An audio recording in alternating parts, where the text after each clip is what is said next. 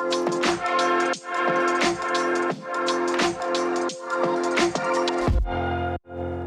wanted to introduce another superhuman person who I have recently had the pleasure to meet.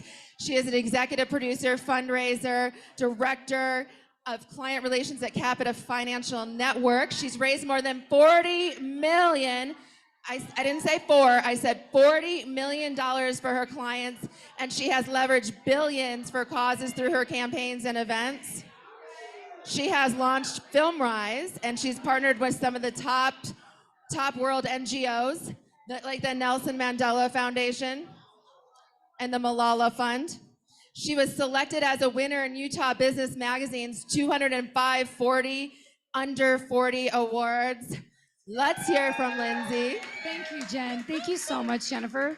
Yes, like okay, just tell me, what is your secret sauce? How do you do what you do? Like all the stuff I just listed, I'm like, okay, I gotta do more.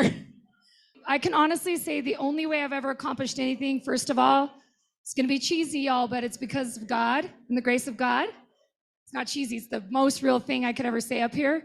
Secondly, people. The most scarce commodity in the world are high capacity and high character human beings. And so if you find those people and you spend your life looking for them, not for external validation and achievement and goals and money and materialism, if you find human beings that have hearts of gold, you will get shit done. That is such good advice. There's a quote that you are only as good as your net worth is your network. That's right, and that's why I hang out with Jen, who's so cool. Like, what is some advice for deal making? I mean, all of us are wheelers and dealers. We're like fancy salesmen. Yeah. Like, what's some advice? How do we wheel and deal better? Because we just want to be creative. We don't want to have to do that part. That part sucks. Yeah, the biggest thing I'll say is this is gonna sound really dumb smart, but don't make it about you. If you show up in rooms, this is gonna sound so sophomoric, but this is everything. As a filmmaker, as a brand, as anybody with any philanthropic project, whatever you're doing, the people that you're pitching to, whether it's a brand, a donor, an investor, they're not ATMs. They're human beings who have their own goals, their own dreams, and their own lives. And it hurts to be objectified. So if you meet those people with the kind of love that you want to receive every day, I promise you, if you have something of value, money will come.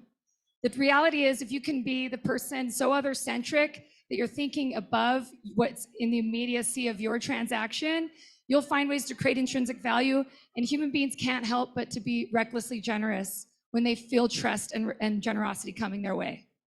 I don't know, that sounds cheesy. No, it's not cheesy. I have raised all my money based on that, and asking my investors, what excites you? And I was about to pitch them a story about mental health, and turns out they actually like action-packed films. And I'm like, oh, okay, so I'll look for some action-packed films for you, you know? There you go. So maybe can I give a little case study? Yes, let's hear a case study. So this is a fun one. You should listen. You might make money. So in 2011, I got a phone call from a little NGO out of Australia where I was living, and they pitched me to come in and be the executive producer of a music festival. At that time, I'd somehow become the charity concert lady, and they said, will you put on a concert on the eve of CHUGM? CHUGM is the Commonwealth Dignitary World Meeting, where heads of state, including the Queen of England, all converge and they'd make decisions for the Commonwealth, so prime ministers and presidents. It's like the G8 summit or the UNGA, but for the Commonwealth. And they said, can you put on a music festival?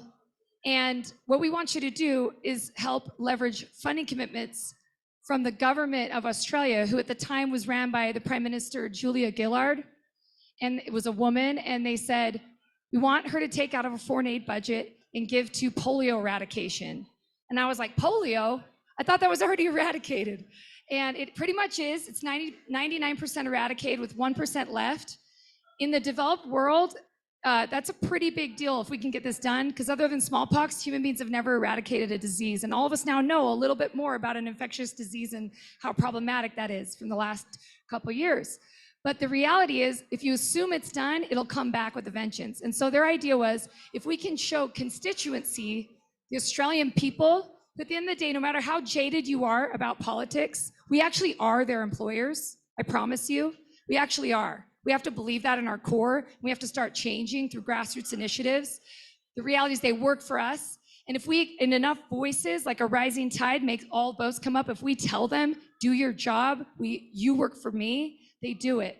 So what we did is we used a little trick talking about creating value. We didn't ask a bunch of people in Australia to care about our charity cause. We said, do you want to come to a concert with John Legend and Hugh Jackman? Who doesn't have a crush on Hugh Jackman? And people wanted to come, and they ended up earning our tickets by signing a petition to end polio. We used 30,000 petitions that we garnered in less than 5 weeks and got a meeting with the Prime Minister. My 23-year-old policy expert, because I was in my early 20s, had the most rehearsed pitch of his life. And he went and explained why you should give to polio eradication and why your voters want it. And by the way, Hugh Jackman's involved. So she ended up leveraging her funding commitment, matched by Bill Gates's Global Polio Eradication Initiative as a foundation, had pledged $1 per vaccine for every dollar a government gave to raise money. And we had our concert, it was super fun, had people up on stage, and the following morning, they held a press conference, and I was sitting in the front row, I was in my 20s, and I'll never forget this as long as I live. She got up and announced her commitment and mentioned the funding commitment from Gates for $118 million for polio. Wow. This is so fun. Wow. Because and all you did was party and have fun with a concert. All we did, and this is the best part. When we first did it, we were a tiny little NGO of 6 kids in their 20s. And we went to UNICEF, the World Health Organization, Rotary International, and the Bill and Melinda Gates Foundation, and we said, we're gonna put this concert on for you. The $118 million, not $1 of that went back to our NGO. We were so radically generous that the $118 million went to them. I raised the $1.5 million to put on our concert and our event and a campaign from high net worth individuals who saw our strategy and thought it was pretty smart. So do you think that investor who gave me $1.5 million thought it was pretty cool that it turned in 5 weeks later to $118 million for impact? Do you think he gave me some more money? So Sumner Redstone, the chairman of Viacom, gave me a couple more million. We did it in Central Park. We launched a thing called Global Citizen, a music festival, 60,000 people on the Great Lawn, 33 million people watching live. Every person earned their tickets by taking actions on our platform, using social media, signing petitions, volunteering, buying products that were ethical, and watching and sharing content that changes the world. And we've now leveraged billions of dollars every year and become the UN PR engine. That is amazing. I love that story so much. Thanks so much. I'm going to get you off the hot seat, but first I want to know what is the secrets to navigating Sundance? Like, what do you see and hear around, for people that can't be here, or what's the advice to everybody in the audience? Like, what should we be doing? Well, that's a great question. This will be my shameless plug for tonight. I'm launching a film fund called Harbor Ventures. My partner, Matt Peterson over there, next to that handsome Australian husband of mine. And we're going to raise $100 million for Impact Fund. It's a 501c3. People can donate from their DAFs or their family offices, and we'll use that to then place it into amazing projects that change the world.